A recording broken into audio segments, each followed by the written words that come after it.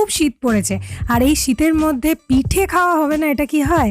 তো ট্র্যাডিশনাল পিঠে যদি বানাতে না পারো তাহলে আমার তৈরি এই ইজি পিঠের রেসিপিটা ট্রাই করতে পারো।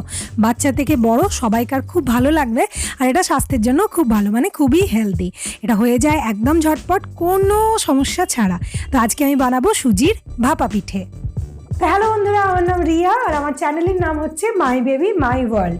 এখানে আমি এই টাইপের ভিডিও পোস্ট করে থাকি। তো তোমাদের যদি ভালো লাগছে ভিডিওগুলো দেখতে, তাহলে প্লিজ ভিডিওটাকে লাইক করে আর চ্যানেলটাকে সাবস্ক্রাইব করে আমার পাশে থাকো। তাহলে চলো বানিয়ে ফেলি সুজির ভাপা পিঠে। এর জন্য আমার লাগছে 2 কাপ পরিমাণে জল। এই কাপটা নিয়েছি, এই কাপেই মেজার করে আমি জল নেবো আর সুজিটা নেবো। তোমরা যাতে জল নেবে সেটাতেই মেজার করে সুজিটা নিও, তাহলে কিন্তু বানাতে সুবিধে হবে। তো এবারে জলটাকে একটা প্যানের মধ্যে দিয়ে আমি দিয়ে দিলাম 2 থেকে 3 চামচ জ্যাগরি পাউডার বা গুড়। এবার আমি দিয়ে দিচ্ছি 1 চামচ ঘি। এবারে আমি গুড়টাকে আর ঘিটাকে ভালো করে জলের সাথে মিশিয়ে দেবো, আর গ্যাস কিন্তু আমি অন করে দিয়েছি। এটা যখন একটু গরম হয়ে আসবে তখন আমি ওই সেম কাপেরই 1 কাপ সুজি দিচ্ছি। সুজিটাকে আমি বারে বারে দেবো যাতে সুজিটা একসাথে দলা পাকিয়ে না যায়। একটু একটু করে দেবো আর মিক্স করতে থাকবো। একটুখানি পরেই দেখবে সুজিটা পুরো জলটাকে খেয়ে নিয়েছে আর এরকম একটা মিক্সচার রেডি হয়ে গেছে। তোমরা একটু বেশি সময় ধরে করবে যাতে সুজিটা পুরো জলটা শুকিয়ে যায়। এবারে ওটাকে আমি সরিয়ে দিলাম। এবারে একটা বাটির মধ্যে নিয়ে নিচ্ছি। এবার এটাকে সাইড করে ঠান্ডা করার জন্য রেখে দেবো।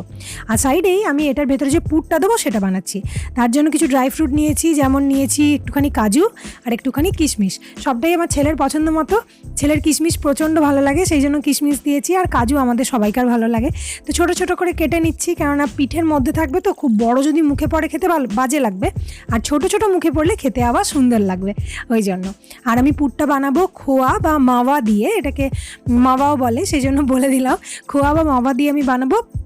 তোমরা চাইলে নারকেলের পুর দিয়ে বানাতে পারো।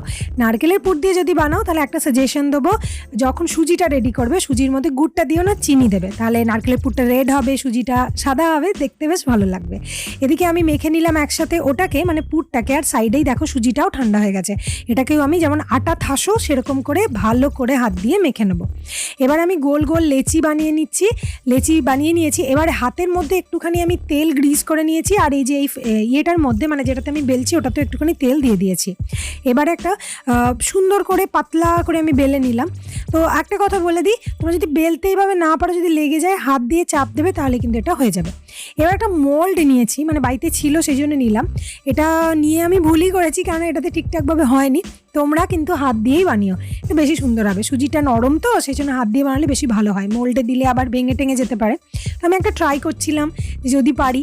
তো আমি মোল্ডে দিয়ে ওর মধ্যেখানে পুরটা দিয়ে এটাকে মুড়ে দিয়েছি, কিন্তু আমি কম দিয়ে দিয়েছিলাম বলে এটার মুখটা ঠিকঠাকভাবে বন্ধ হয়নি, নইলে শেপটা সুন্দরই এসছে। যদিও কোনো সমস্যা নেই, এটা সুজি, সেই জন্য হাত দিয়ে একটু চেপে দিলেই মুখ বন্ধ হয়ে যাবে। তো লাস্ট অব্দি আমি ওইভাবেই করে নিয়েছি, দেখো সুন্দর শেপটা চলে এসছে। এবার এইভাবে আমি বাকিগুলো করে নিয়ে এটাকে ভাপিয়ে নেবো। তো ভাপানোর জন্য কড়াইয়ের ওপরে একটা বাটি বসিয়ে তারপরে টিফিন বক্স দিয়েছি, তেল দিয়ে গ্রিজ করে দিয়েছি। এবার পিঠেগুলোকে দিয়ে দিলাম। এবার 5 থেকে 10 মিনিটের জন্য চাপা দিয়ে কম আছে এটাকে আমি ভাপিয়ে নেবো। তোমরা বাড়িতে মা ঠাকুমারা যেভাবে পিঠে বানায় তোমরা সেইভাবে করো। তো আমি যেহেতু এই রুমে করি, তো আমার এটাই সুবিধে হয়েছিল বলে করলাম। তো দেখো 5-6 মিনিট পরে এটা এরকম হয়ে গেছে। এবার এটাকে চলো নামিয়ে নিই। তো একটু ঠান্ডা হওয়ার পরে, একটু শক্ত হওয়ার পরে আমি এটাকে সার্ভ করছি, মানে হালকা ঠান্ডা। তো এটা কিন্তু চালের পিঠের মতো খুব শক্ত শক্ত একদম হবে সেটা তোমরা আশা করো না, এটা একটু নরমই হবে, কিন্তু এটা খেতে খুবই সুন্দর, দারুণ। আমি কেটে নিয়ে ওপর থেকে একটু খোয়া ছড়িয়ে দিয়েছি। এবার এটাকে আমি সার্ভ করব।